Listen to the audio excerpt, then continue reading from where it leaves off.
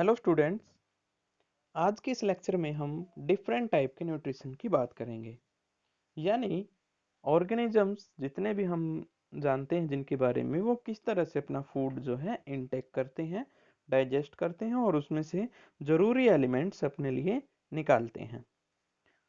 तो अगर हम इनको पार्ट्स में डिवाइड कर दें तो समझना आसान हो जाता है, क्योंकि इनके मैकेनिज्म, स्ट्रक्चर्स और जो टेक्निक्स हैं फूड को इनटेक करने की, वो अलग अलग होती हैं।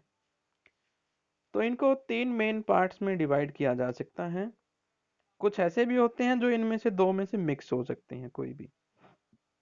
जैसे अलग अलग जो है माइक्रो ऑर्गेनिजम्स होते हैं जो एक से ज़्यादा टाइप जो है न्यूट्रिशन का यूज कर सकते हैं।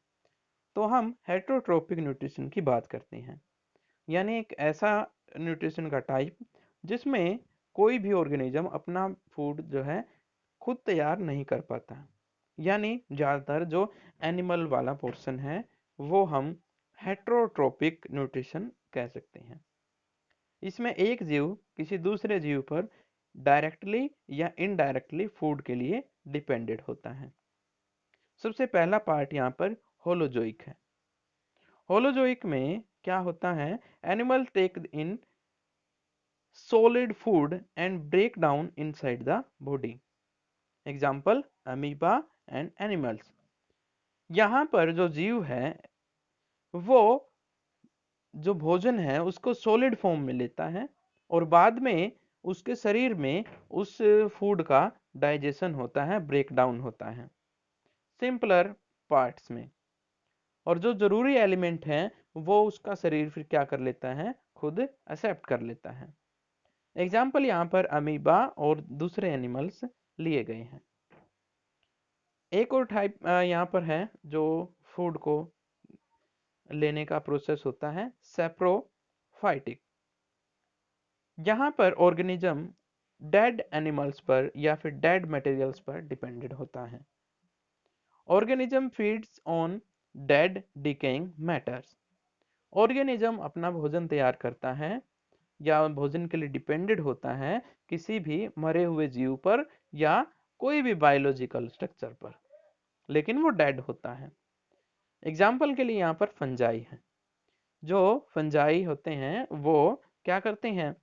जो मरे हुए जीव हैं उनके ऊपर अपना भोजन ढूंढते हैं। जैसे घरों में जो आटा होता है उसके ऊपर आपने देखा होगा ब्रेड के टुकड़े हैं या आटा है, कई दिन तक पड़ा रहे तो उसके ऊपर धागे से निकल आते हैं। वो धागे क्या होते हैं? फंजाई होते हैं।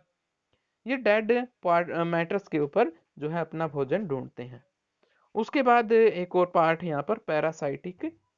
पैरासाइटिक का मतलब होता है एक इस तरह का तरीका खाना खाने का या अपना भोजन जो है लेने का, जिसमें हम एक एनिमल्स के ऊपर डायरेक्टली डिपेंड करें। मैं यहाँ पर पढ़ता हूँ इसको। पैरासाइटिक लाइव इनसाइड और outside other organism host and derive nutrition from it. Parasitic जो होते हैं उसमें एक जीव दूसरे जीव के अंदर या बाहर प्रेजेंट होता है। जिस जीव के ऊपर वो डिपेंड करता है उसे होस्ट कहा जाता है। और जो खाना होस्ट खाता है उसमें से जरूरी जो एलिमेंट होते हैं उनको डायरेक्ट ले लेता है ये पैरासाइट। एग्जाम्पल के लिए बिल्कुल सिंपल एग्जाम्पल समझाता हूं मैं। जैसे जो मच्छर होते हैं, मॉस्किटो जो होते हैं, ये सबसे आसान एग्जाम्पल है इसको समझने का। हम खाना खाते हैं और उससे कन्वर्ट होता है खाना ब्लड और डिफरेंट टाइप के मटेरियल्स में। और जो मच्छर है वो डायरेक्ट जो बनी हुई चीजें हैं उनको डायरेक्ट ले लेते हैं। तो ये पैरासाइटिक न्यूट्रिशन होगा। ये हेट्रोट्रोपिक के ही पार्ट हैं।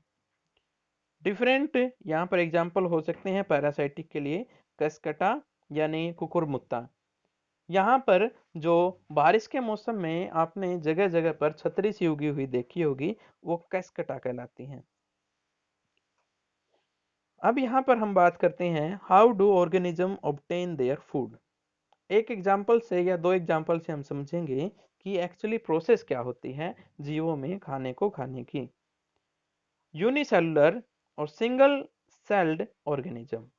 यहाँ पर सबसे पहले एग्जाम्पल लिया गया है एक ऐसे ऑर्गेनिज्म का जो या तो यूनिसेलुलर है, मतलब सिंगल सेल्ड है, और बिल्कुल एडवांस नहीं है। अपने आप में इम्प्रूवमेंट कर ली है इन्होंने, लेकिन एक पूरी तरह से ये स्ट्रक्चर नहीं है, डेफिनेट नहीं बन पाए हैं ये। तो सबसे पहला एग्जाम्पल है अमीबा। अमीबा में जो न्यूट्रिशन है वो दिखाया गया है यहाँ पे। लेफ्ट साइड आप देख सकते हो, यहाँ पर डायग्राम की हेल्प से समझाया गया है, और उसी को राइट साइड में समझाया गया है किसकी हेल्प से, एक फ्लो चार्ट की हेल्प से, कि स्टेप क्या क्या यूज हुए। सबसे पहले हमें पता है जो अमीबा होता है उसमें सूडोपोडिया जो होते हैं पैर होते हैं, नकली पाँव होते हैं, चलने के लिए जो नकली पाँव का इस्तेमाल करते हैं। अमीबा हमारे पास एक एनिमल होगा, और जब वो मूवमेंट करता है तो रास्ते में कोई भी जो है फूड पार्टिकल आ जाता है। तो यहाँ पर आप दूसरे डायग्राम में देख सकते हो, फूड पार्टिकल के चारों तरफ ये इसका जो सूडोपोडिया जो है वो इंक्रीज होने स्टार्ट हो जाते हैं, और इस तरह से इंक्रीज होते रहते हैं, बाद में चारों तरफ से उनको भर देते हैं ये, और मिल जाते हैं। फूड वैक्यूल बनता है, यानी एक खाली जगह बनती है, और उसके बाद जो लिक्विड है अमीबा के अंदर प्रेजेंट है उसमें डाइजेशन करने की प्रॉपर्टीज होती हैं और विशेषताएं होती हैं। धीरे धीरे ये जो फूड पार्टिकल लिया गया था वो डाइजेस्ट हो जाता है और अमीबा अपने ओरिजिनल शेप में आ जाता है, और जो वेस्ट मटेरियल होते हैं उन्हें बाहर निकाल दिया जाता है, ठीक ऐसी ही टेक्निक से। यहाँ पर हम फ्लो चार्ट पढ़ते हैं अभी। Pseudopodia extension of cell membrane. सबसे पहले सेल का जो है मेम्ब्रेन वो क्या करेगा, सूडोपोडिया क्रिएट करेगा, नकली पाँव क्रिएट करेगा। कैप्चर फूड, उसके बाद वो नकली पाँव फूड को कैप्चर कर लेंगे चारों तरफ से। टेक इन, अब वो फूड जो है वो कैप्चर हो चुका है, अब फूड वैक्यूल बन चुकी है। उसके बाद डाइजेशन होगा फूड का फूड वैक्यूल्स में, और उसके बाद डाइजेशन में क्या होगा, डिफ्यूजन होगा of simple substances in cytoplasm. Cytoplasm का मतलब होता है कोशिका द्रव। वो लिक्विड जो सेल के अंदर प्रेजेंट होता है वो धीरे धीरे उस मटेरियल को सिंपलर पार्ट्स में तोड़ देगा, और वो इनटेक होने लायक फूड मिल जाएगा। उसके बाद अनडाइजेस्टेड फूड, जो खाना बच गया है, जो यूज नहीं हो पाया, उसको बाहर निकाल दिया जाएगा, move to surface of cell and is thrown out, और बाहर कर दिया जाएगा। देखा जाए तो ये टेक्निक एक सेल के जीव के लिए बहुत अच्छी है। ऐसे ही एक और यहाँ पर वन सेल्ड या फिर कह सकते हो यूनिसेलुलर एक और यहाँ पर माइक्रो ऑर्गेनिज्म है, पैरामीशियम।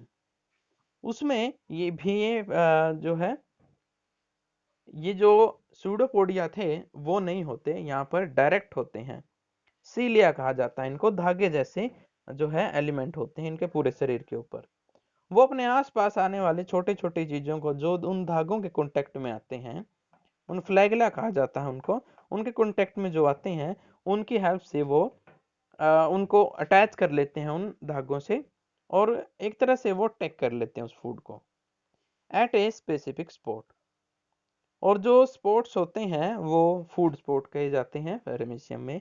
और बाकी प्रोसेस हम अमीबा में पढ़ चुके हैं क्या क्या होगा। जो स्टेप्स होते हैं होलोजोइक न्यूट्रिशन में उनको एक बार फिर से यहाँ पर बताया गया है। इनडाइजेशन, इनगेशन का मतलब होता है फूड को इनटेक करना।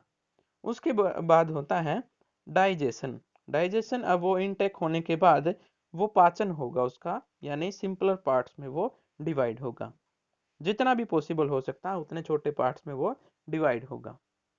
अगले स्टेप में एब्जॉर्प्शन होगा। जो सब्सटेंसेस सिंपलेस्ट पार्ट में टूटे हैं उनको जो एलिमेंट एनिमल का जो है शरीर है वो एब्जॉर्ब करेगा। एसाइमुलेशन, अब एब्जॉर्ब करने के बाद जो प्रोसेस होती हैं, जो भी यहाँ पर मैकेनिज्म है उसका, उसमें वो चले जाएंगे, पता नहीं चलेगा वो बाहर से आया है कहीं से या फिर उसके अंदर ही था। यानी उस लिक्विड में कन्वर्ट हो जाते हैं, उन मटेरियल्स में कन्वर्ट हो जाते हैं जो उसके शरीर में ऑलरेडी प्रेजेंट होते हैं। उसके बाद इसे बाहर निकालने की प्रोसेस होती है, एक्सक्रेशन भी कह सकते हो, इजेशन भी कह सकते हो। ये बाहर निकालने की प्रोसेस होती है, उससे वेस्ट मटेरियल जो है वो बाहर निकाल दिया जाता है, सेम प्रोसेस। ओके, तो ये डिफरेंट स्टेप्स थे जो हमने होलोजोइक न्यूट्रिशन के लिए पढ़े। उसके बाद हम ह्यूमन बींग्स में न्यूट्रिशन पढ़ेंगे, वो कल पढ़ेंगे। Okay, all the best.